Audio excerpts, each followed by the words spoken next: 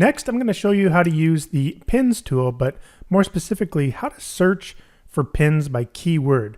So what you want to do is you want to go to the pins tab here, the tool, and then go to search. You can see right here. And then you want to enter in whatever search term you want to do. And you have a couple options here. You can select how many pins you want to return. So let's just stick with 50. And then you want to select whether you want to search in all pins or just videos. Now, personally, I find that videos tend to get more reactions. So like likes and comments and repins and saves and all that kind of stuff. Usually videos do. So I'm going to go ahead and just select videos for now in this video. And then we're going to go ahead and select or enter in a keyword. So let's say, for example, we just type in, like if you're into the dog niche. And all we got to do is go ahead and search. But before we do, I do want to say that if you click the settings up here and downloading threads, you do have the option to select how many download threads you want to do at the same time. So basically, when I click search, it's a two-part search. It goes to Pinterest, it grabs the pin IDs, and then after that, it starts extracting data for each individual pin. And there's a tremendous amount of data that I collect in the software. In fact, over 45 different data points. So it's quite incredible. So it does take a bit of time to do that. So I put in these downloading threads to make it a lot faster. And you can download up to 15 products at a time, 15 pins at a time. But I always like keeping it around 5. 5 to 10 is usually pretty good.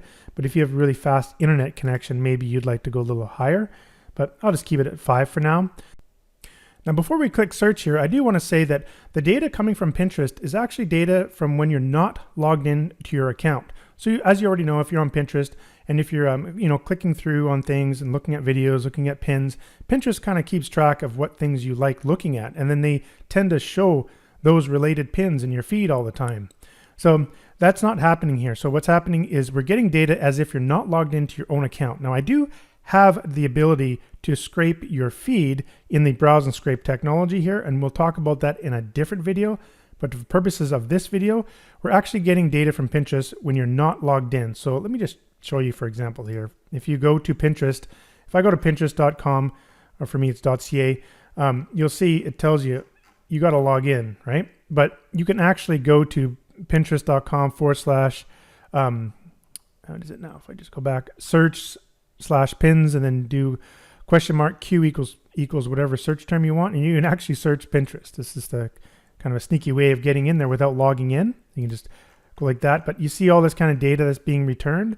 That's kind of like what the software is doing. So just so you know that the data coming here is not like the customized feed data that you see when you log into your Pinterest account. It's just what Pinterest is returning. So let's go ahead and click search. And so like I said, there's two parts here. So it's going to go ahead and first grab all the IDs, and now it's going to extract the data, and you can see the 5 downloaders rocking through that real quick. So you can see the progress at the bottom here. And as it's extracting, you can't click anything until it's done. If you want to stop the extraction, you got to click the stop button there. But now it's all done. So now that we can see all the data, you can see there's a lot. Now, sometimes you don't get all of the data. We just get the data that Pinterest returns from their system. So you can see that all of these don't have any promoters, meaning they're not ads. So we can come all the way through here and we can start to analyze some of the data based on your research.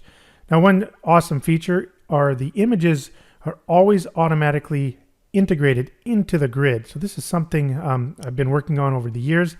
I finally got it figured out.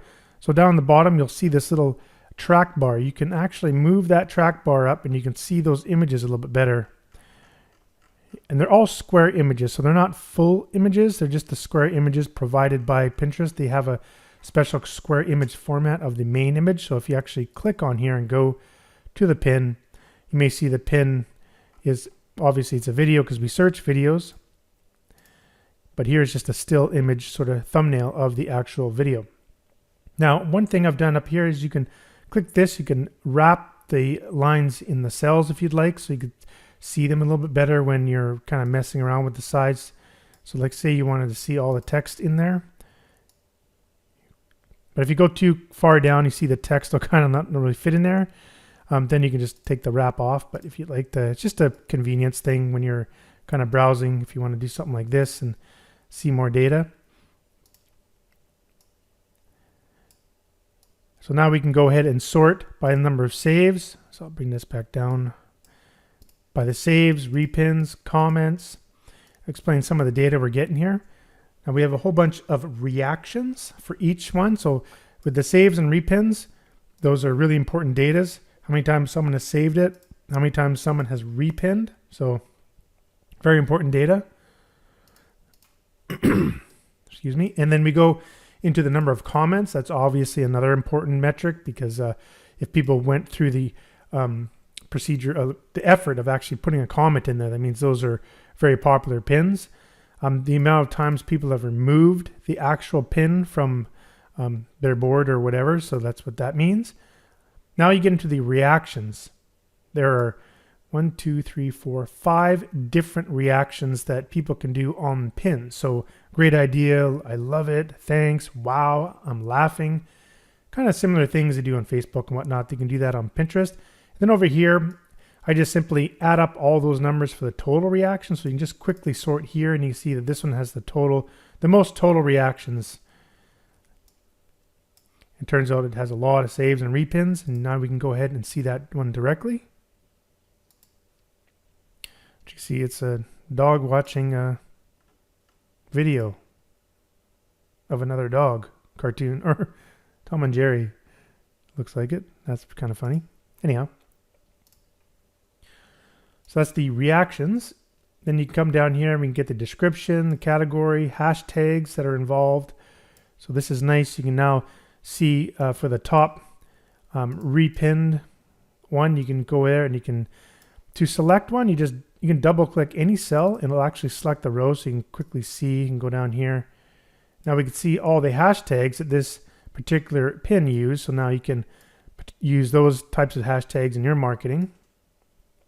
Then we got some other stuff like the link to the each pin sometimes has a link, an external link out to the internet somewhere, and that's what this column is. So this one is actually linked to a YouTube video.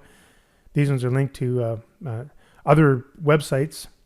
And sometimes you'll have this where it's not, a link is not given. That's just uploaded by the user. So it's not really being promoted. They're not promoting a website or a link or anything. They're just uploading an image to Pinterest. Is repin, is it promoted? Is it a video? Then you've got all the video stuff. So you got the video link, video length, thumbnail image, the pinner image. So then here you've got a whole bunch of more data. You got the pinner data. So the username, location, how many followers does the pinner have, the board that it's on, the board link, board category, board image. Then you get into the creator, and then as well as the promoter. So there's promoter, creator, and pinner. Sometimes they can be all different. Sometimes they can be all the same.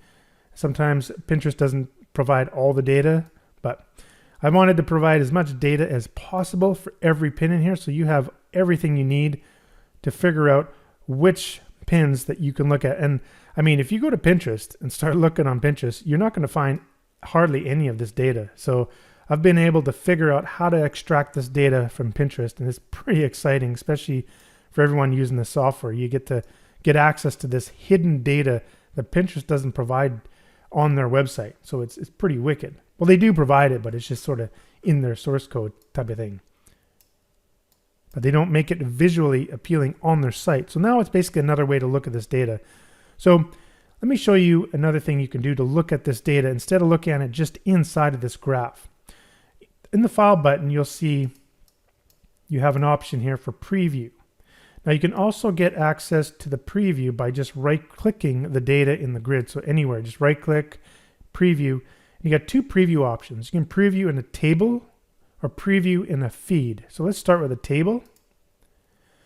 So with the table, it's basically kind of like what we were just looking at in the software, but if you hover over the image, you do see a bigger image, and you can see all the data here.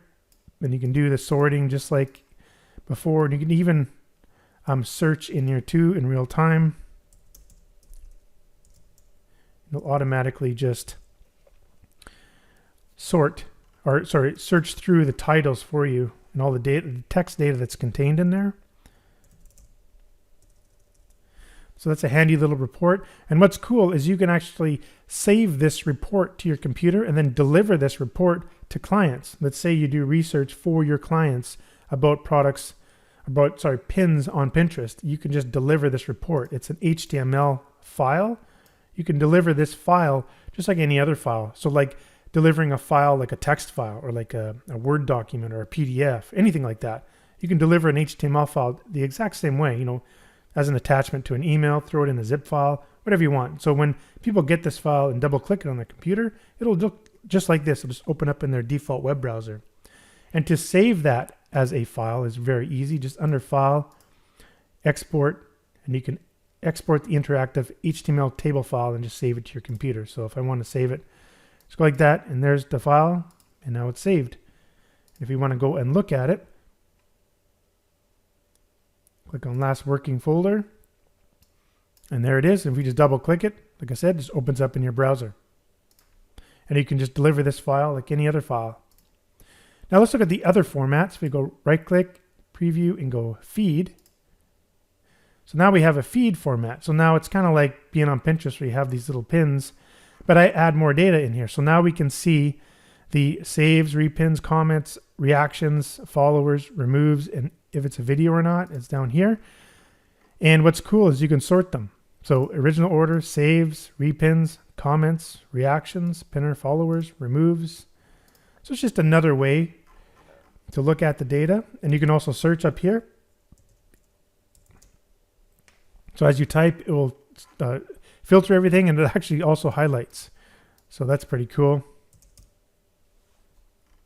It tells you how many it returns up at the top here. So it's 50. And if you type in dog, you see it goes down to 30. So that's another handy report. And just like the other report, you can actually deliver this as a file exactly the same way. File, export, the feed, and now we have access to that feed report that we can do whatever we want with.